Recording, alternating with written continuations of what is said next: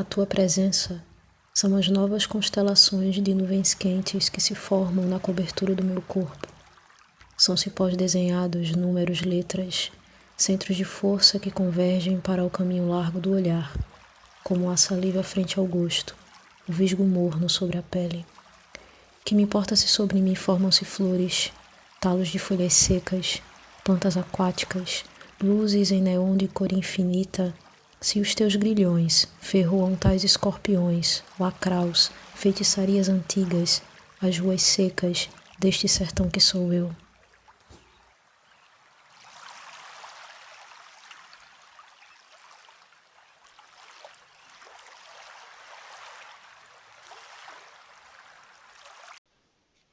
Hello? Alô?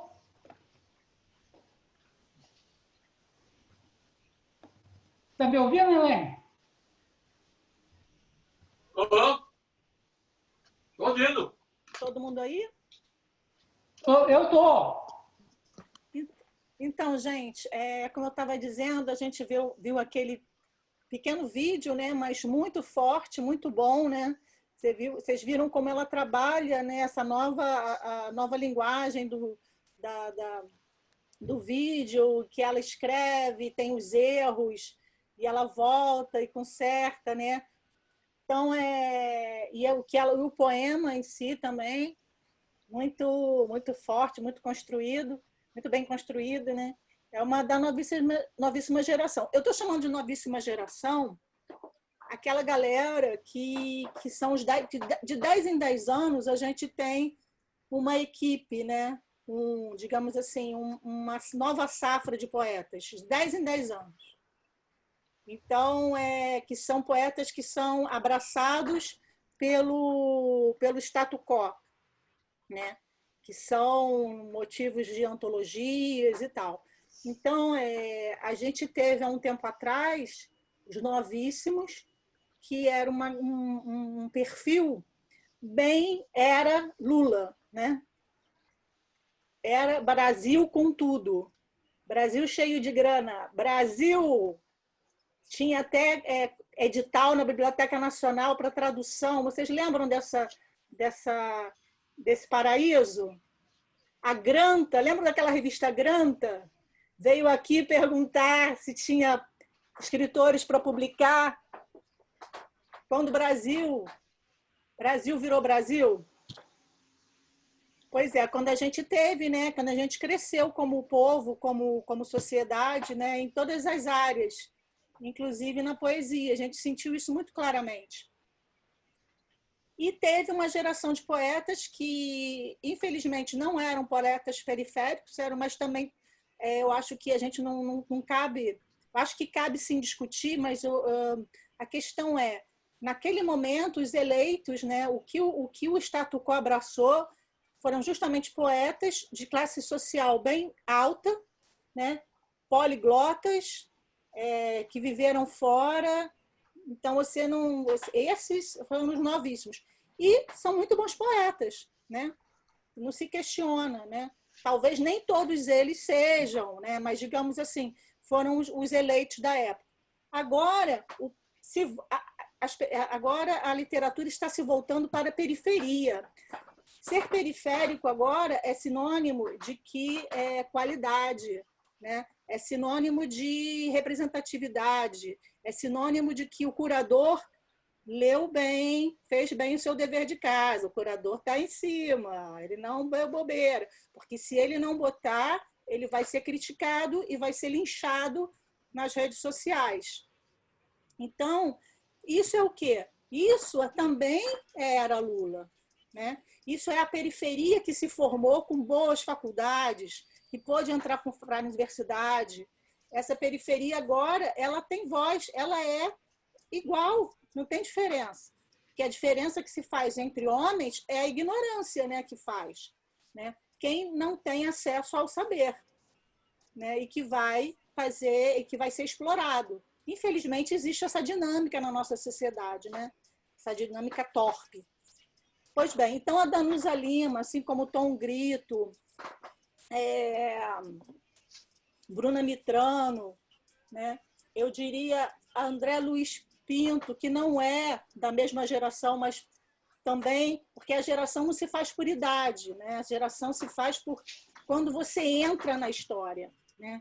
É isso, você tem uma geração quando aquele indivíduo, aquele ser, aquela partícula do social consegue introjetar o seu modo de ver, a sua perspectiva na história de todo mundo, né? Então, a gente tem esses acontecimentos. E, então, a Danusa Lima, eu colocaria... claro que isso é um pouco reducionista, mas eu gosto de fazer essas provocações, que se chamam, para poder a gente conversar, né? Abrir um diálogo, falar, né? Agora a gente tem a taxação do livro, né? O que é a taxação do livro, gente? A taxação do livro é para eles não serem lidos, né? Taxar os livros para não serem lidos. Então, são fenômenos sociais que deixam sua marca, né, nas gerações. Pois bem, então, dito isso, a gente apresentou a Danusa Lima, apresentamos primeiro o vídeo, e agora eu vou falar sobre a trajetória dela rapidamente, tá? A mini bio, que a gente chama, né? A Danusa Lima, ela é professora, graduada em letras, possui pós-graduação em literatura e mestrado em teoria da literatura. Seus livros de estreia são Mantra e Sob a Proteção da Espada de Ansan, lançados em 2020 pela Macabeia Edições. E aí ela deixa o link para as vendas. Eu botei no bate-papo, é só clicar aí. E eu vou dizer também o seguinte, para vocês, o público que estiver presente, se quiser fazer colaboração, fiquem à vontade, sugerimos R$5, damos os links e o QR Code aí no bate-papo, tá? Então, agora, vou chamar a Lucy Collin, né, para falar sobre sua trajetória. Eu dizia justamente dessa alegria da gente poder se olhar, ainda que virtualmente. Assim, eu acredito muito nessa... Claro, a gente vê a poesia, infelizmente, aqui no Brasil, principalmente, né? A gente ainda vê a poesia como como aquela experiência, né, de uma leitura subjetiva, mas a gente para por aí. É a leitura do poema de uma maneira silenciosa. Claro que né, o poema é também a leitura silenciosa, mas é imprescindível que tomemos o poema como uma entidade sonora. E quando eu vi a sua chamada, eu fiquei encantada com essa possibilidade, não só de nos conhecermos e de nos ouvirmos, não é? Que isso também minimiza um pouco essa solidão nesses tempos dificílimos que a gente vem enfrentando, não é? E aí, quando a gente vê, tem uma Tati Marcondes, o André, Eric, Rosana, e nós estamos em vários lugares do mapa, e aí a nossa tribo, ela continua existindo, não é? Nós estamos vivos, presentes. Então, quando a gente vê as carinhas, né, o Tiago, que eu conheci a poesia dele na semana passada, isso enche a gente, não é? Dessa alegria que tem que ser, não é, mesmo que seja duro em alguns momentos, não é? A gente falar da nossa existência, mas esses encontros, eles são muito importantes. Eles são muito importantes não só para a gente, eles são muito importantes para a própria poesia.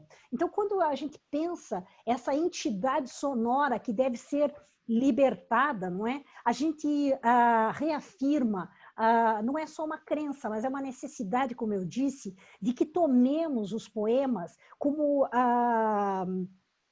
elementos que estão à espera justamente disso, de que nós possamos dividi-los com outros, não é? Possamos liberar os poemas, não é? E que eles possam, assim, existir também a partir das suas sonoridades. E isso tem também muito a ver, não é? Essa é a minha convicção.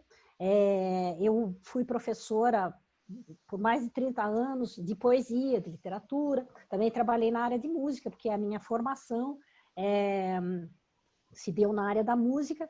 E uma outra coisa que me parece assim um despropósito foi que, inclusive, se vocês souberem quem fez isso, me liguem, me mandem uma mensagem, por favor. Quem é que separou a música da poesia? Porque isso foi uma coisa muito, não é? Essas caixinhas, gente, isso é uma coisa doentia, isso é uma coisa inútil, enfim. E isso fez com que o que a gente tem hoje, né? Infelizmente, aqui no Brasil, e claro, a situação da poesia ela tem toda uma complexidade em vários outros lugares, mas sobretudo aqui no Brasil nós tivemos uma coincidência histórica gravíssima, que foi nos anos 60, quando nós tínhamos em outras culturas, e eu não estou absolutamente querendo dizer que a nossa cultura seja menor, mas pelo contrário, eu quero apontar por que é que nós ainda temos desconforto com a poesia falada, né? Recitar, declamar, isso, ai, que coisa mais ridícula, não é? Que constrangimento com o corpo. E aí a gente pensa, o brasileiro, ele não tem constrangimento com o corpo em várias outras situações, e isso é maravilhoso. Nós somos um povo afetivo, nós somos um povo que abraça, um povo que se toca, não é?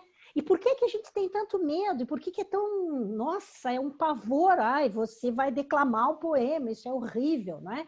E aí a gente não libera, a gente não usa o corpo. Então, esses fatores históricos, eles são muito arraigados na nossa cultura, que colocam a poesia como alguma coisa ridícula, como uma coisa desnecessária, não é? E cumpre a quem dissolver isso? Cumpre a todos nós. Então, por isso, né, eu queria, de fato, parabenizá-los, porque é uma ideia excelente a gente acreditar, não é, no poema vivo. E os fatos históricos, que eu acho importante a gente também denunciar isso, porque a poesia acaba sendo penalizada por uma contingência histórica, como eu disse, que é de que na década de 60, quando nós tínhamos em outras culturas, né, as pessoas subindo na mesa e falando poemas, né? A gente tem o saldo, por exemplo, da geração Beat, né? Subia na mesa e falava, libertava o poema. O que estava acontecendo aqui no Brasil? Repressão, vai tentar subir na mesa e falar um poema. Então, foi um exercício de censura muito bem trabalhado, porque até hoje nós achamos, não é, que é bastante ridículo lermos poesia e tal. Claro, nós tivemos expressões na música, nós tivemos Julinho da Adelaide que burlou, não é, no teatro também e tal. Tudo isso, graças a Deus, nós tivemos essa resistência. Mas eu vejo esse saldo porque uma das minhas avós, por exemplo, ela já com idade bem avançada, puxa, ela declamava poemas, ela sabia muitos poemas, e ela não é uma pessoa de elite, que tivesse uma grande cultura, não. E eu falei um dia, vó, onde é que você aprendeu esses poemas?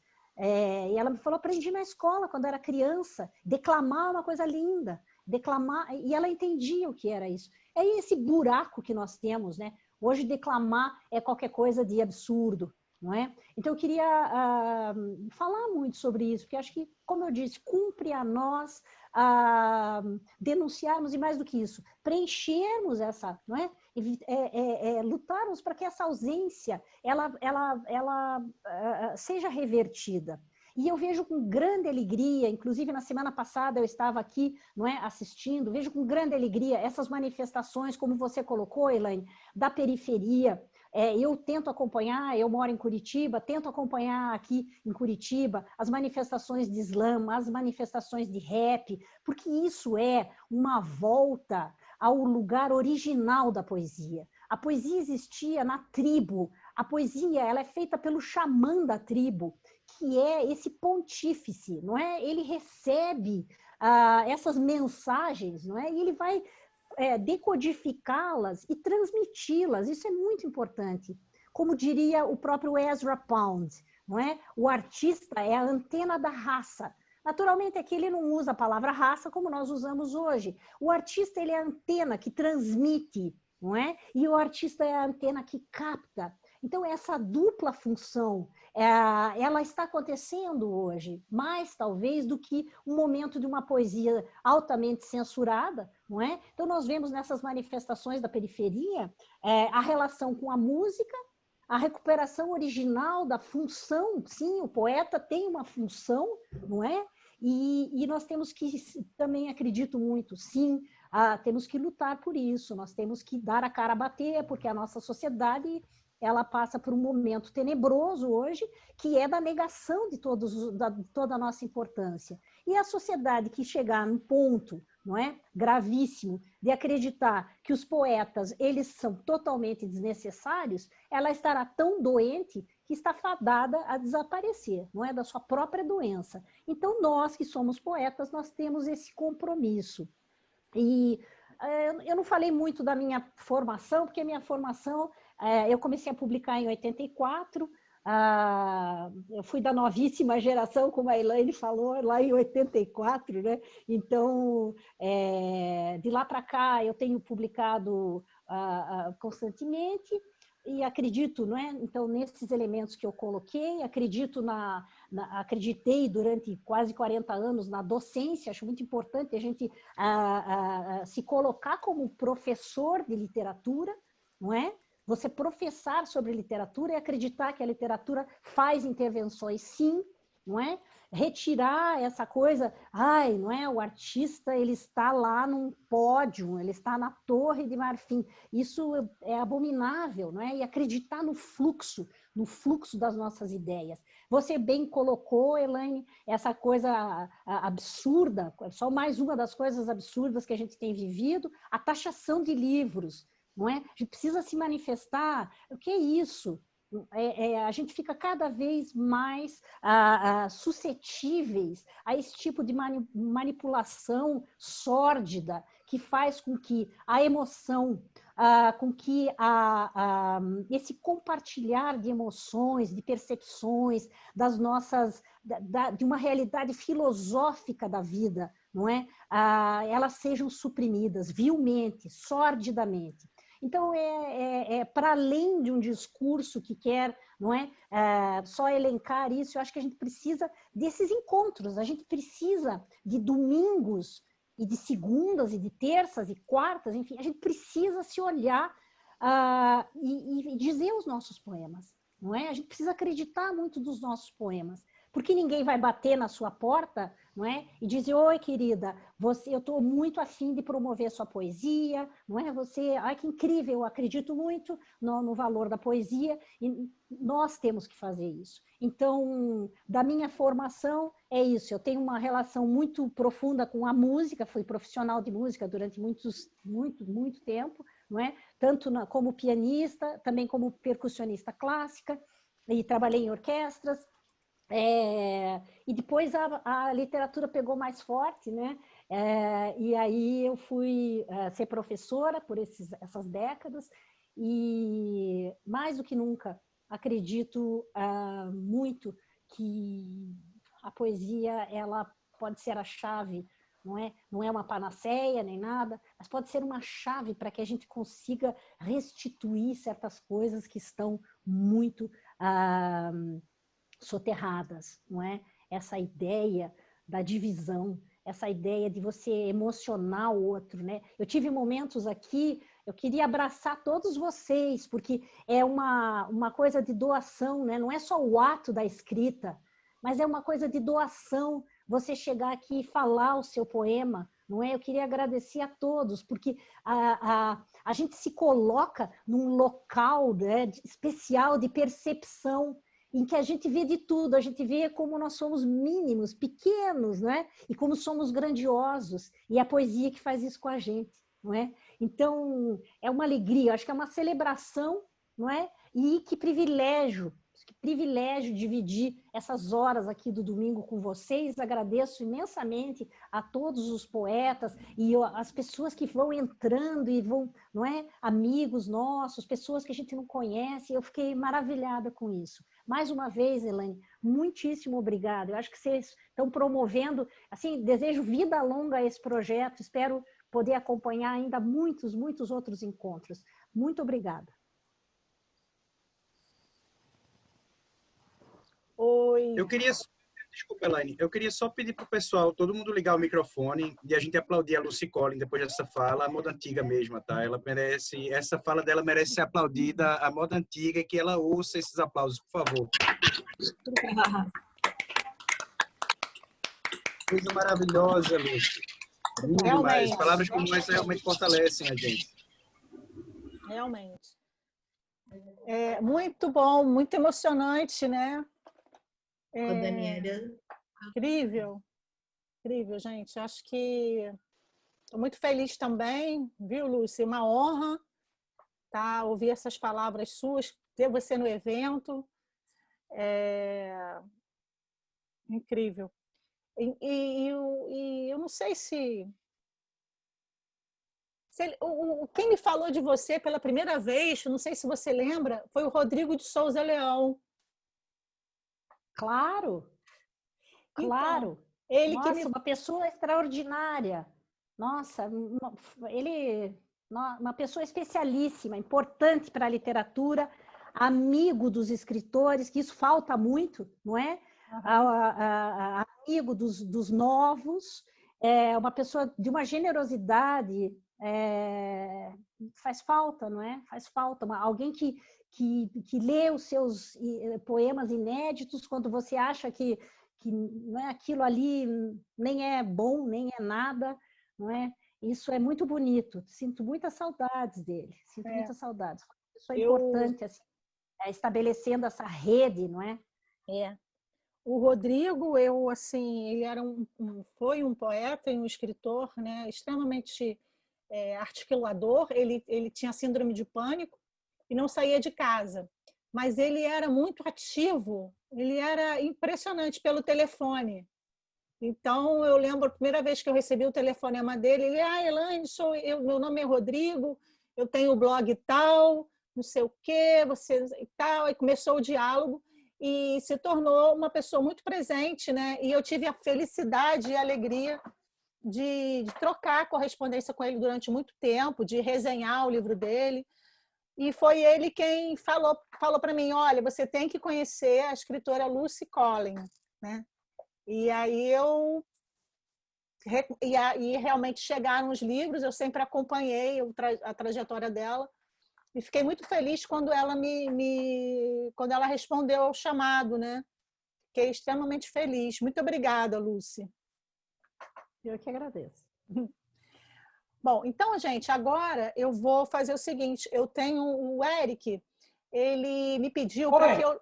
Então, Eric, eu vou ler, então eu vou falar sobre a sua trajetória agora. Eu só estou pedindo para você ler porque eu estou tomando remédio, não estou podendo ler. Sim. Então, o Eric não está podendo ler, né? E eu vou ler para ele. Tá? Agora vai.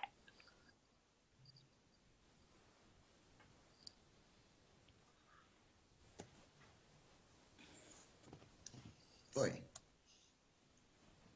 Bom, a poesia se faz com linguagem. E daí? Desde que Sísifo roubou a linguagem dos deuses e trespassou aos homens, esse foi um rito sagrado. A poesia é a fundação do ser pela palavra. O poeta nomeia os deuses e nomeia todas as coisas naquilo que elas são. Mas o que fica? Os poetas o fundam. Com essa sentença se ilumina a nossa pergunta sobre a essência de poesia. A poesia é a fundação por meio da palavra e na palavra. O que se funda deste modo? O permanente. Mas pode o permanente ser fundado assim? Ele já não é sempre já disponível à mão? Não. Precisamente o permanente deve ser fixado em oposição ao arrebatamento. O simples deve ser extraído da confusão. A medida deve ser oferecida ao desmedido. O que sustenta e domina o ente em sua totalidade deve ser manifesto. O ser deve ser franqueado para que o ente apareça. Para que apareça, porém, é confiado aos cuidados e ao serviço dos poetas. Deixemos agora de lado os poetas. Voltemos para o fator da linguagem. Assim como a poesia, a arte é o objeto de que ela fabrica ou funda. Este fator parece ser um mero sofisma, mas sejamos sinceros, quando de nós assistiu a 35 de Jean-Luc Godard para saber que ele se debate neste mesmo sofisma, que é comercialização e banalidade, do qual a arte perde sua aurora, levando consigo sua linguagem. Quem leu a poesia completa de Dante Milano? Quem leu a poesia completa de uma Henriqueta Lisboa? Quem leu a poesia completa de um Ferreira Goulart ou de um Ivan Junqueira? Quem leu a poesia de João Cabral? Os poetas? Não. Os críticos, do qual nos delegamos o favor de ler por nós. Como eu não sou crítico e mesmo me deleguei esta tarefa e tentei tirar proveito do que li, cito esses só para ficar na superfície. Citando Jean-Luc Godard na sua live, diz que pintar com um pincel não é a mesma coisa que escrever com um lápis. É outra forma de expressão. A linha da escrita faz mímica, diz quase nada. A sala escura de revelação de fotos é como a caverna do Platão. A gente fixa a realidade sobre o papel. Não sou professor de português. Não li nenhum linguista. A poesia, para mim, mera experimentação de linguagem. Como Ivo Barroso, que se debruçou profundamente do meu fazer linguagem, ele chegou à seguinte conclusão: poesia épica, elegíaca, alegórica, epitalâmica, estrombótica, desenterrem palavras e conceitos, por mais esdrúxulos que sejam, e constatem que o Eric andou sondando, experimentando, tirando uma onda com eles. De modo que temos aqui sua chamada obra completa. Um temperamento criador, como o dele, jamais completa sua obra. Está sempre fazendo ou refazendo alguma coisa, em que praticamente tudo que se poderia imaginar em possibilidades poéticas foi devidamente visitado. É claro que, dotado de tantas habilidades, tocando tantos instrumentos, dispondo de toda essa parafernália de recursos e experimentos, a poesia de Eric não é para qualquer um. Diria mesmo tratar-se de uma poesia invulgar, para confrades herméticos. Uma poesia que nunca será recitada, premiada e até mesmo editada. O público de Eric ainda está por vir.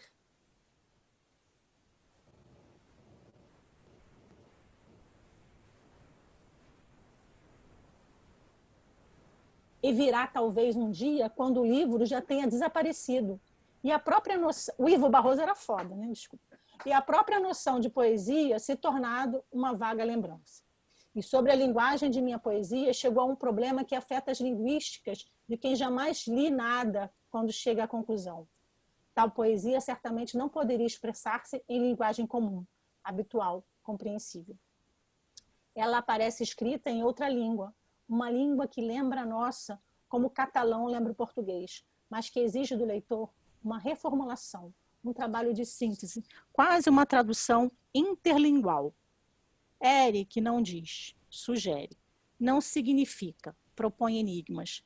Lê-lo é um trabalho de recomposição poética, em que um leitor se vê forçado a admitir que existe uma outra linguagem por trás de nosso idioma convencional. Esse livro, que Ivo Barroso citou, ultrapassa as 500 páginas. E isso se deu pelo conhecimento de métrica, do qual li todos os tratados, escandido versos dos poetas clássicos ou tentando traduzir como em 50 mestres da poesia. Um livro preciso, como Gilberto Mendonça Telles percebeu, mas completamente inviável para o mercado. No meu blog, somos mais de 500 postagens, sendo um ínfimo do trabalho que produzi, do qual ainda não tive resposta para saber se cheguei a algum lugar. A poesia determina tempo, não sendo uma das minhas únicas paixões, sendo que a música clássica e contemporânea tem o meu interesse. Acaba sendo uma fruição da qual tenho de abrir mão, como o cinema, enorme, em formato digital, comprado pelo Kobo. No momento, estou a trabalhar nas Flores do Mal, a quem devo a sensibilidade de Teresa Cristina Mota, que está me entregando um trabalho de qualidade, que vai me custar muito tempo para refazer as metrificações de Baudelaire em português, sendo que me pus na cabeça, depois disso, traduzir Viagem a Parnaso, de Miguel de Cervantes, sendo esse o único poema longo, e fora isso, o senhor Paul Valéry, do qual traduzi a poesia completa, do qual comeu os meus rins. Depois de escrever 30.000 páginas de prosa, descubro uma edição espanhola bilíngue, de uma edição que soma-se 150 poemas, que dessa edição localizou nos arquivos do poeta, adquiridos em 2 coleções fora da França, da qual eu comprei o livro para traduzi-lo. Depois, peço vênia poesia.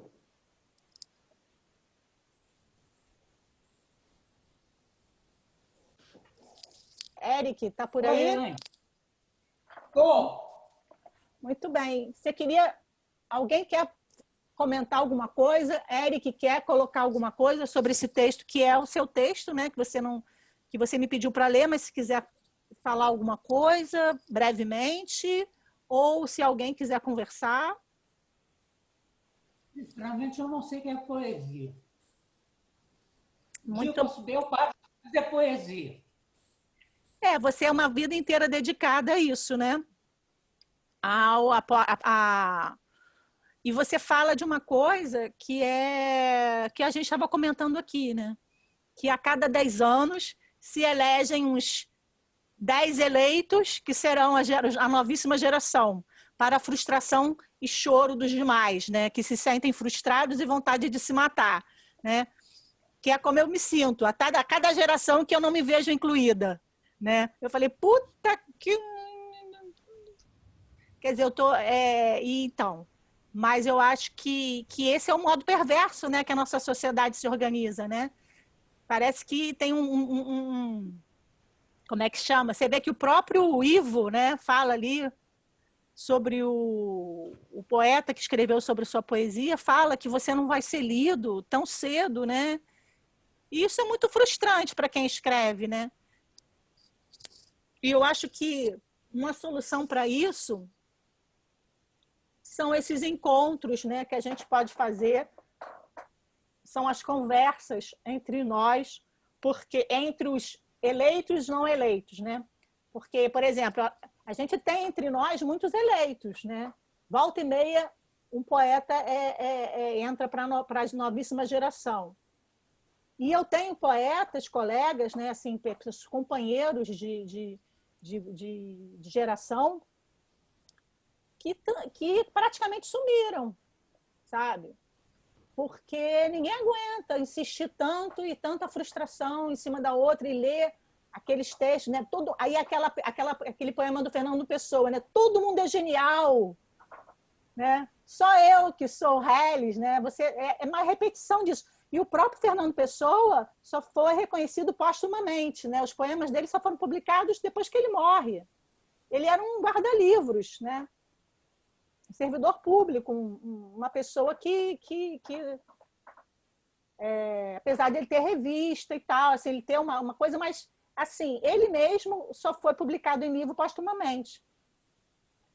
Então, eu acho que o seu texto fala disso, né, Eric? Fala desse trabalho de Sísifo, né, que a gente trabalha e não vê um retorno. E muitas vezes é até difamado, né? Muitas vezes eu me ouvi me dizerem, né, com um pouco caso da minha poesia, né, e tudo bem, eu aceito, prometo melhorar, sim, senhor, né, porque é isso, gente, é a sociedade, é a nossa relação com a sociedade. Não estou dizendo que é legal, não, estou dizendo que faz parte, a gente vive numa sociedade que elege, né, que tem essa coisa dos eleitos, e quando tem muita gente trabalhando, muita gente produzindo, e fica um desafio também da gente entrar nessa história, né? De entrar para essa história de alguma forma, ou não. Ou passar a vida inteira escrevendo poemas e nunca ser reconhecido, jamais. Quantos poetas, quantos escritores a gente tem, né? No mundo, na história, que nunca foram conhecidos, né? Deve ter pessoas geniais que a gente nunca soube, né? Bom, Mas é assim, alguém... Desculpa, não gostaria que minha senhora está aprendendo.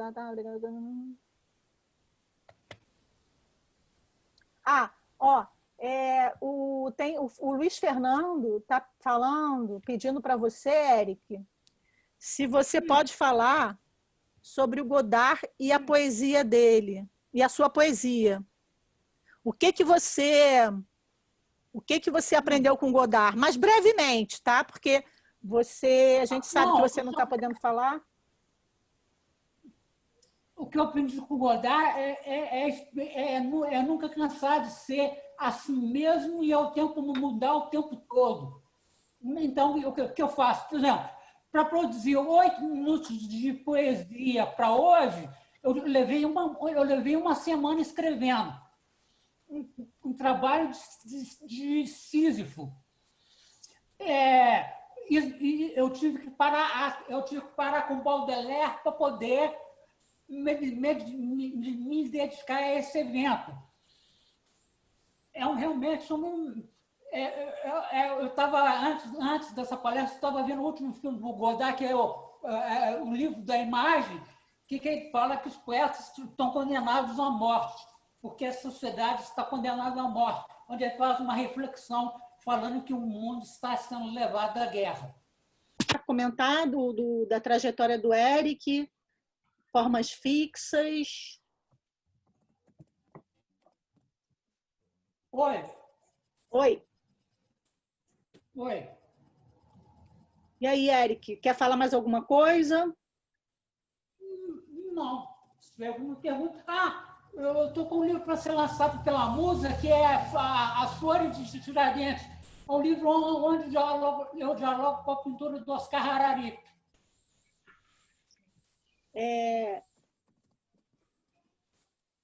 Então, eu queria te agradecer muito por essa apresentação, que esse texto é muito bom, muito.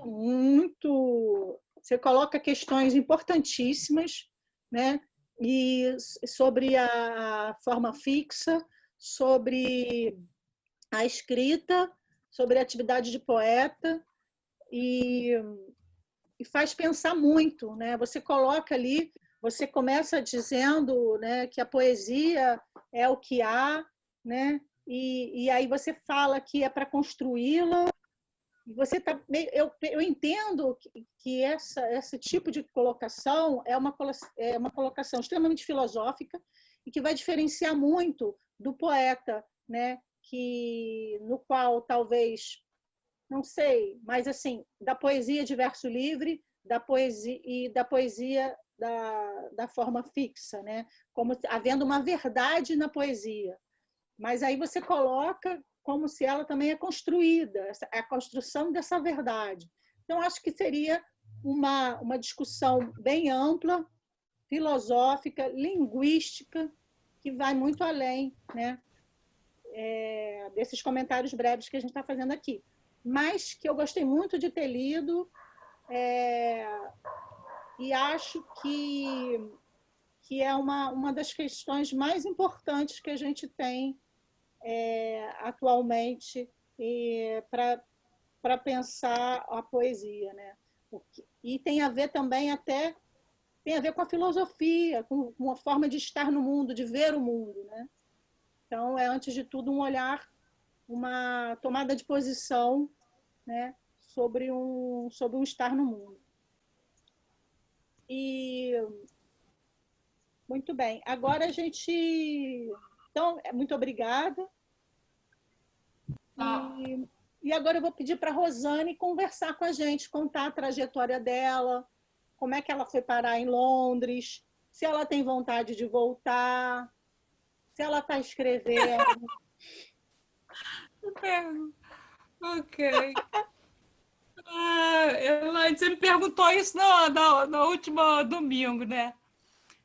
Eu não vou... Isso é engraçado. Eu não vou me estender muito, porque aqui já são 11 horas. Eu estou, assim, muito alérgica e também não quero tomar muito mais o tempo de vocês. O que que eu posso dizer sobre a relação com a poesia, assim? É aquela coisa, né? Aquela pulsão, né? Que sempre esteve presente. Uma forma de traduzir, de alcançar algo inexpressível, né? Algo não dizível, né? Assim, eu costumo dizer que depois eu costumo dizer que para mim é uma espécie de revelação, né? A palavra, como ela consegue plasmar aquilo que não é alcançável muitas vezes, né? E é esse o sentido da fascinação da poesia, né? A abertura da metáfora, como é que ela nos transporta para um campo que não é o real e não é o subjetivo, é um espaço de liberdade, né? Eu acho que isso, quer dizer, que eu, na verdade, assim, nunca teorizei, mas que sempre aconteceu comigo desde pequena, desde que eu me entendo por gente, fazendo as palavras, colocando as palavras para retratar essa, essa, essa força, né? Que eu acho que é a força da vida, né? A força vital que a gente tem, né? A poesia sempre foi isso para mim. Quando eu era pequena, eu escrevia prosa também, mas sempre foi uma prosa assim, era uma prosa assim, claro, aquela coisa para você ser mais nova, né? Para mim era uma prosa que não saía do lugar. Ficava simbólica demais. Eu não sei, eu não consegui. E o engraçado, que eu acho mais engraçado, é que recentemente, só agora com essa questão da pandemia, eu fiquei super feliz que eu consegui completar textos em prosa. E aí testei, mandei para uma coletânea e aceitaram. Eu fiquei toda feliz, eu fiquei, poxa vida, que bom. Mas a poesia sempre foi isso. Na minha casa, praticamente não havia livros assim, né? Família muito simples, né? Minha mãe veio do. Minha mãe trabalhava desde pequena em plantação de tomate, né? No estado do Rio, né? Perto lá de Campos, né? Aí veio ela, minha madrinha, para o Rio de Janeiro. Quer dizer, foram para o Rio de Janeiro como se eu estivesse aí. E aí, enfim, a história toda começou. Mas eu tinha um tio, irmão do meu pai, que era poeta e que introduzia milhares de questões, assim.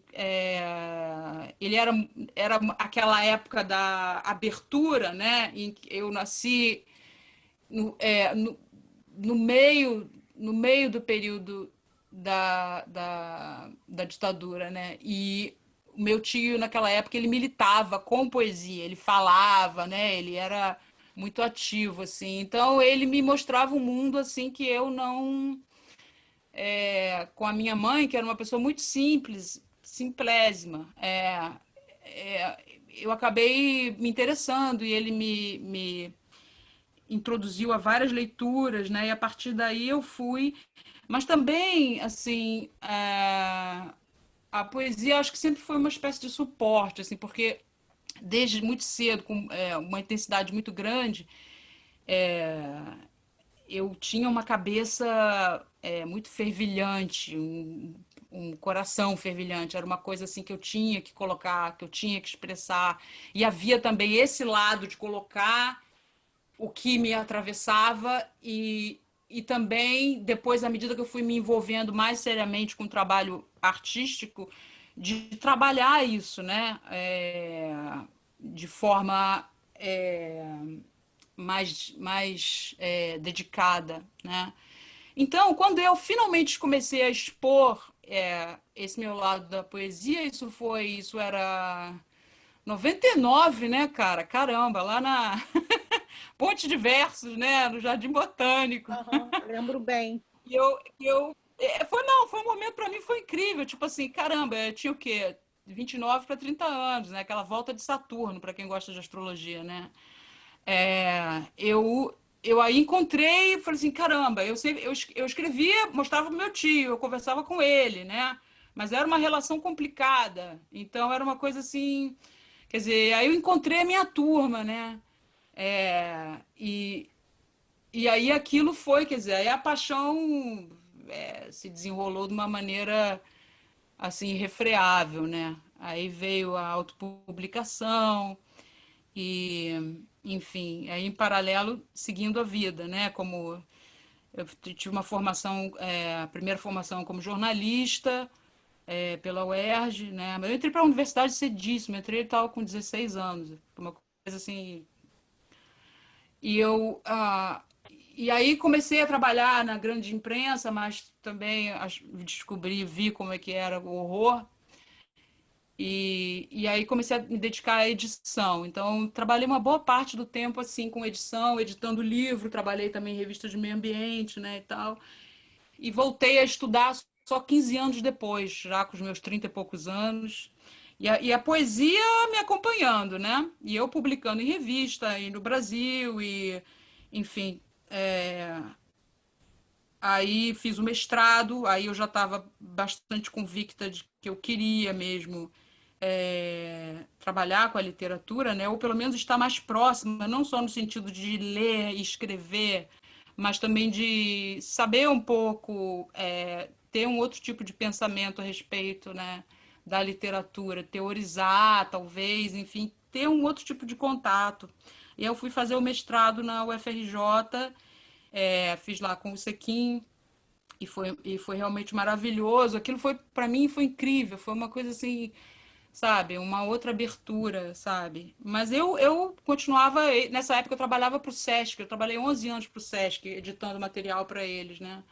E aí, só para encurtar, eu, nesse tempo todo escrevendo, sem participando, né, alguns momentos mais, outros momentos menos, e lendo, enfim, cultivando isso em mim, até que eu cheguei aos 40, tive uma puta crise e falei, não, o que eu quero? Eu quero me aproximar cada vez mais disso, né? E eu quero ir fundo. E eu adoro estudar, eu adoro ler, eu quero, né, eu quero pesquisar, eu quero... Na época, no mestrado, eu desenvolvi um trabalho sobre o Radwan Nassar, né? Sobre a questão da imagem no texto dele, sobre a prosa poética, sobre o hibridismo. E aí enfim, resultado, acabei deixando tudo para trás quando eu percebi que eu queria realmente ir mais fundo, voltar a estudar e estar no meio da universidade, estar estudando, lecionando, e acho que isso foi uma via de mão dupla em relação à escrita, né, e à leitura. E aí deixei o Brasil, vim para cá, não tinha ideia de que ia voltar. Enquanto eu estava aqui, aconteceu tudo isso, logo começou tudo em 2013, né? E isso também me atravessou de uma maneira tal que moveu totalmente a minha pesquisa, enfim, e a minha escrita também, né? O drone, quando eu publiquei o drone, esqueci de mencionar que foi com a Virna Teixeira, na Carnaval Press, ela que fez a tradução. Eu queria falar sobre essa questão, eu estava me sentindo, eu queria novamente traduzir, e o drone foi o objeto, foi o ícone, né? Aquele corpo estranho que sobrevoa, né? Que invade, né? Para o bem ou para o mal, né? Quer dizer, esse estranhamento, né? Então, os textos do drone, eles são um pouco assim. Depois disso, e aí algumas leituras aqui, mas a pesquisa me envolveu muitíssimo. Então, eu comecei quer dizer, eu produzo, mas acho que tem sido uma coisa mais assim interna, apesar de que eu ainda continuo a produzir bastante. Como disse o André, não é uma coisa que a gente possa dizer que eu não posso, né? Quer dizer, uma coisa que acontece, né? A gente não consegue simplesmente parar. Mesmo quando você não escreve, a escrita se faz. dentro de você, né? A escrita, ela se faz dentro de você como uma forma de aprender o mundo, né? Agora, e como a Lucy disse, o maravilhoso é exatamente você poder compartilhar isso, porque você consegue estar numa outra esfera de vida que hoje em dia se necessita tanto, né? Com esse mundo tão reificado, com a situação nossa como está agora, né? Tudo isso, quer dizer, todos nós passando por essa situação, que na verdade como eu mostro no vídeo, a crítica é um pouco a isso, né? Estamos finalmente padronizados, né? Mascarados, estamos todos nesse grande baile tétrico, né? Que se transformou a sociedade, né? Mas, enfim, isso, a minha relação essa, é uma relação intrínseca, é uma relação visceral. Eu agora estava li esses poucos poemas que eu li aqui, isso já me desestabilizou, assim, bastante, né? E eu acho isso é do caralho, né? Assim, porque é isso, a vida é isso, o salto pro vazio, é o salto, né? A coisa que não se equilibra, ela não se, né? Isso tá vivo, né? A poesia é isso para mim.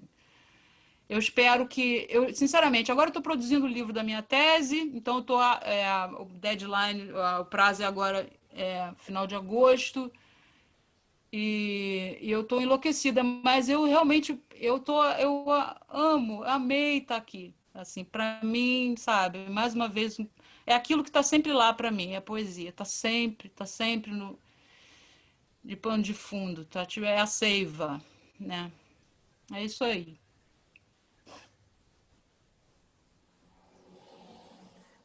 Maravilha, Rosane, muito obrigada.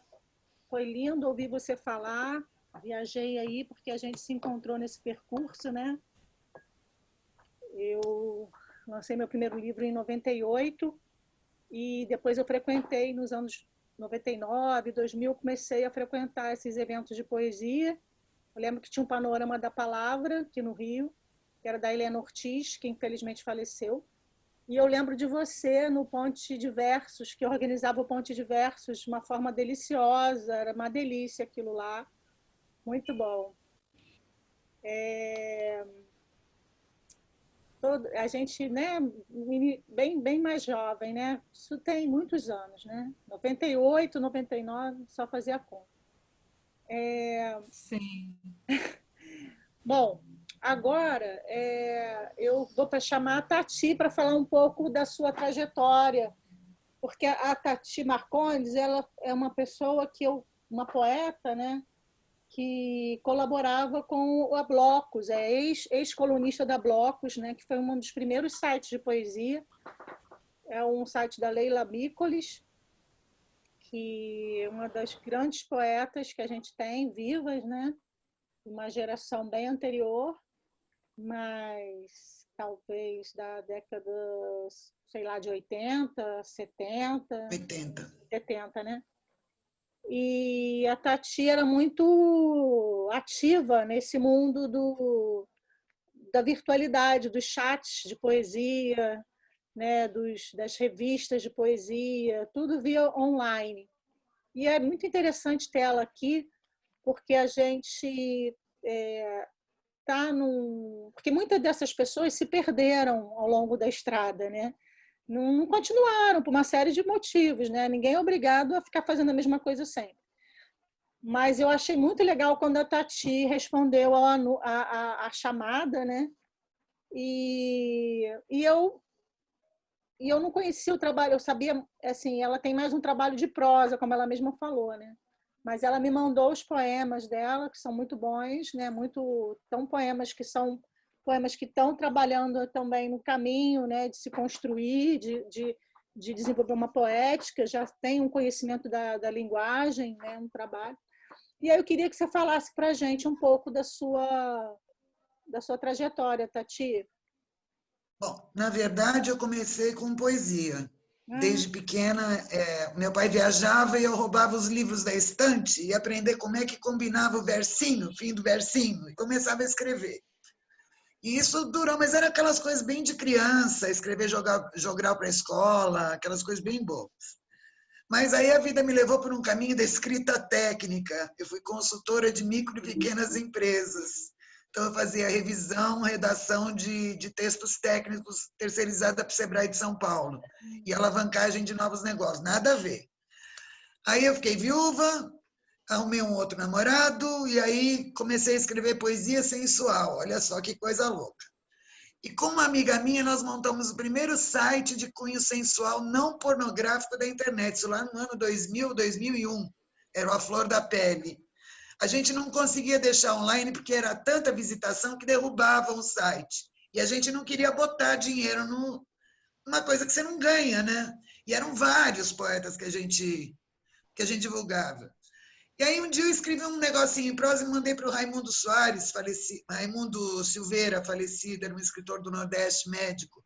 E ele mostrou para a Leila. A Leila falou assim, eu quero ela. Olha, você vai me escrever uma coluna a cada 15 dias, mas eu não escrevo prosa. Não, escreve sim, isso aqui está muito bom, escreve. De 15 em 15 dias, gente, eu ficava louca. O que eu vou inventar? A minha sorte foi que eu estava morando no Paraná, e aí eu conheci Dalton Trevisan, e aí, bom, é por aqui, é curtinho. É só ser bem econômica. E aí eu fiquei econômica em tudo, né? E aí o trabalho em prosa continuou, tanto que eu só tenho um livro publicado solo, e é em prosa. Aliás, o prefácio é do Miguel Santos Neto, que a Lucy deve conhecer, que ele é maravilhoso. E agora que eu estou, tanto que no Facebook vocês podem ver, está lá, escrevinhadora com X. Que eu falo que eu não escrevo mais nada, eu só pego o que está velho e vamos atualizar, vamos revigorar isso aqui. Mas, como a Rosane disse, não adianta, a poesia não sai da gente. Mas ela vem de vez em quando assim, que nem um santo que baixa, né?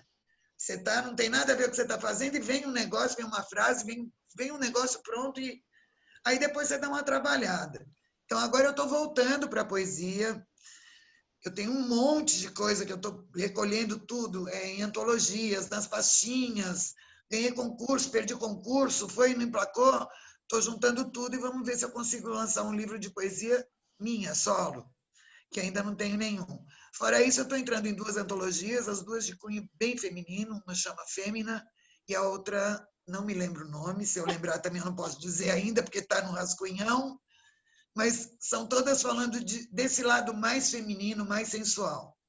E aí, deixa eu só completar, que a gente falou aqui da poesia de periferia, acho que a gente não pode esquecer quem deu a grande alavancagem para isso surgir, deu força, foi o Sérgio Vaz de São Paulo, que é um poeta da periferia mesmo, ele é conhecido como poeta da periferia.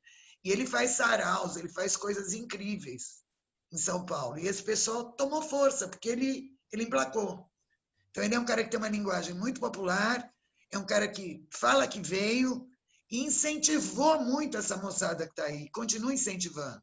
Ele é muito interessante de se ler, é muito interessante de se conhecer, é um cara que vai, dá palestra, ele faz o que você inventar, ele topa. Entendeu? Um cara muito... Eu acho que ele deu muita coragem para esse pessoal escrever e falar. Eles sabem que eles não estão cometendo erros de português, não estão nem aí, eles estão dizendo a que vieram. E ele é o cara que acho que deu esse primeiro passo. Ele já está aí, acho que há mais de 20 anos. E é isso. E aí eu estou tentando sair da internet, né? Porque a gente tem o tempo do site, depois do blog, as listas de produção, lembro, entrava nos grupos do Yahoo, um corrigia para o outro. Ai, concurso não sei aonde, me ajuda aqui, parará. Eu sou desse tempo. Então, agora não tem mais isso. Agora o trabalho é sozinha, é muito interiorizado e você tem que arrumar um jeito de botar para fora. Adorei que a Lucy falou da gente ler de novo. Sabe o que é, Lucy? Tinha umas pessoas que liam daquele jeito dramático, aquela coisa, né? Eu acho que aquilo deu uma certa... Dá um ranço aquilo lá. Então, acho que a gente tem que descobrir um caminho novo de mostrar isso, ou através de vídeos, sabe? Sei lá, pega um ator que fala com mais naturalidade, alguém para narrar. A gente tem que achar um jeito de chegar. Porque livro, ainda mais agora que vão taxar, vai ficar mais difícil ainda. Se você sai numa antologia, é difícil quem vai ler os textos de uma antologia. Só vai ler quem está lá mesmo. Você vai ler, vai ver o que os outros estão escrevendo e tal. Ninguém vai comprar um livro na livraria de antologia. Não vai, não adianta. É muito complicado. Esse papel de divulgação é uma coisa que falha muito para o escritor. Primeiro que o escritor não é profissão. Começa por aí. E a gente não tem ninguém para divulgar a gente. Então, se você não der sorte de ter um trabalho muito bem divulgado por um editor, sei lá, que conhece todo mundo, que tem umas ideias mirabolantes que colam, você está fadada realmente a ficar ali na estante, não tem como. Então, vai todo mundo continuar nessa de editar 100 livros, 500 livros, 1000 livros, e está muito bom se vender. É muito complicado. A gente vive a política do livro e da cultura está num momento extremamente perigoso e está pior. A tendência é ir piorando, a gente fica preocupada. Se já era ruim antes, agora então está pior, né? Imagina taxar livro. Então, é isso. Vou continuar fazendo meus versinhos, meus continhos, minhas coisinhas pequenininhas, diminutas. É isso. Queria agradecer, foi uma honra estar aqui com vocês são ótimas, têm um conhecimento técnico maravilhoso, que eu não tenho, a minha técnica é outra, é de formação de empresa, é outra coisa. Então, queria agradecer muito as palavras de vocês, a iniciativa da Elaine, sensacional. Obrigada pela atenção. Ok, Tati, obrigada. Bom, assim, eu acho que tem umas coisinhas aí que a gente precisa pontuar, né, na sua fala. Eu achei sua fala interessante, né, a sua trajetória e tal, mas eu tenho umas coisinhas que a gente deve pontuar, que é o seguinte: o trabalho do poeta, né, que assim, você quando você resolve, na minha opinião, né, quando você resolve se dedicar a essa linguagem, né, a da poesia, ou se você consegue algum ofício que você deseja, é uma relação que você tem com o seu igual, né? Com o outro, com a coletividade. E você deseja que o seu trabalho seja reconhecido, ele exista, porque você escrever para você mesmo não é bem o que a gente chamaria de construir uma trajetória em poesia, né? Você pode até estar fazendo literatura ali, mas que está guardado, não está fazendo parte do jogo. Então, fazer parte do jogo é o que interessa, né? Porque a poesia, falar é um gesto político. Quando você fala, você está mexendo com forças. Então, você faz poesia para você mexer com a sociedade, né? com o seu grupo, com a sua... não no sentido de melhorar o mundo, mas no sentido de participar, né? Na verdade, eu acho que a gente divide e provoca. Você se divide com o outro e provoca também. Você está provocando uma reação, uma emoção, alguma coisa que você sentiu e que você quer partilhar. Isso. Então, acho que você provoca e divide ao mesmo tempo. Uhum. Agora, a gente tem que achar um jeito de ser ouvido, ser visto, ser lido. Eu acho que esse é o maior problema na atualidade. Isso. Como ser visto, como ser lido, como ser ouvido. É muito complicado. Antigamente você fazia um site, você botava um bocado de brinquinho caindo, florzinha, musiquinha tocando, a menininha com um raminho de flor, sabe? Era tanta coisa que você não sabia se você lia, se você ouvia, se você via, nossa, como é que ela faz esse efeito de figurinha? Era muito rebuscado. E tinha muita porcaria muito bem trabalhada, visualmente bem trabalhada. Então, você estava falando das pessoas que sumiram, muita gente que sumiu também só sabia escrever coisa com penduricário. Você ficava olhando, ai, que lindo que ela escreveu. Não, não é o que ela escreveu, é a página que está bonita. Está linda, a música era linda, tudo era lindo. Você só colocar o texto na tela, é difícil você segurar a atenção. Então, e outra, eu acho que nada substitui o livro, não tem como. Agora, como reeducar as pessoas a voltarem a ler poesia, a ouvir poesia. Vão ouvir poesia onde? A gente tem que fazer um trabalho. Então, eu acho que a gente tem um desafio pela frente, é a comunicação. Existir como poeta é uma provocação, né? Sobreviver como Exatamente. poeta é uma provocação. A outra provocação também que me interessa, que eu acho que Elaine também está chamando a atenção, é aquela de que o poeta provoca ainda mais porque ele vai estabelecer um diálogo onde não existe a representação básica, é outro tipo de representação. A gente rompe É outra dimensão que a gente está, né? A gente está em outra um outro dimensão. tipo Tem de que fazer outra. diálogo, né? Então, quer dizer, é uma dupla provocação, né? Que é saudável pra cacete, né? Assim, muito saudável, né? E aí agora, então, com o pessoal da periferia escrevendo e finalmente as pessoas se colocando, aí é tripla, né? Aí que... Não, você vê o Tom Grito quando escreveu, tipo assim, pô, eu não escrevo nada. Sabe, é só uma porcaria. O cara deu um tapa na minha cara. Foi um tapa na minha cara. Tipo, olha aí você escrevendo os versinhos de não sei o quê.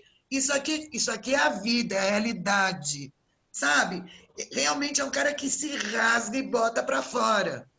E às vezes a gente faz isso de maneira comedida.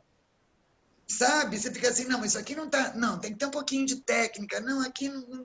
Não, o cara rasga e bota pra fora. Isso é uma provocação pra lá de, sabe? Mas você vê, o jeito dele falar a poesia que é bacana, entendeu? Ele se comunica, ele sabe se rasgar e se colocar daquela forma. Ele sabe doer pra gente, e dói na gente. Então, a gente vai ter que reaprender como passar o sentir da nossa escrita, da nossa poesia, para que a gente consiga alcançar o outro. E aí, como é que faz? Livro é para quem gosta de ler, né? E para quem entende. Às vezes a pessoa nem entende o que você está escrevendo ali, então é complicado. E às vezes você no falar, você se faz entender. É uma coisa de olhar também, de formatação de imagem. A imagem e a palavra, eu acho que elas estão muito ligadas hoje em dia, principalmente com essa coisa da internet. É isso. Falei demais. Não, foi ótimo, isso aí. Aqui eu ia falar muito, falei demais. Eu acho que eu achei muito interessante o seu depoimento sobre sobre o que você achou do Tom Grito, né? Eu achei legal a sua fala sobre isso. Muito legal. Que ele, como é? Que ele, o que você falou uma coisa, ele dói pra gente, uma coisa assim. Ele dói nele e dói pra gente, porque ele se rasga. Ele se rasgou e, pá, doeu em mim. Deu um tapa na cara, poxa. Ficou doendo. Tive que rever aquilo. Espalhei para um monte de gente. Ele é muito bom. Mas ele fala sentindo, ele sente o que ele fala. Então, aí que tá. Ele consegue passar para mim, para você, para um monte de gente, o sentir dele, a ótica dele. Isso é uma coisa que às vezes a gente não consegue. É complicado isso. É uma linguagem diferente. É uma problemática diferente também. São sentimentos diferentes. Eu acho que a boa poesia causa isso, né? O bom poeta. Agora, você também tem que. A questão é do leitor também, né? O leitor faz parte do poema, né? A gente não tem. São coisas conjugadas que se dão ao mesmo tempo, né? Bom, gente, eu acho que falou todo mundo. Ou faltou alguém para falar? Acho que não, né? A Danusa não está aí, nem a Alessandra Canteiro. Falou o André Luiz, falou o Eric, falou Tati, falou Rosane. E a Regina não pôde vir também. Então, eu queria você... Agora, quem quiser, se alguém quem quiser fazer pergunta, pode ficar à vontade. Agora a gente né? A gente pode fazer algumas perguntas e respostas. Vocês que sabem. Alguém quer mais fazer perguntas? A Lucy falou? Oi? Lucy falou? Você Quem? falou a segunda rodada? Falou. Tentando me lembrar.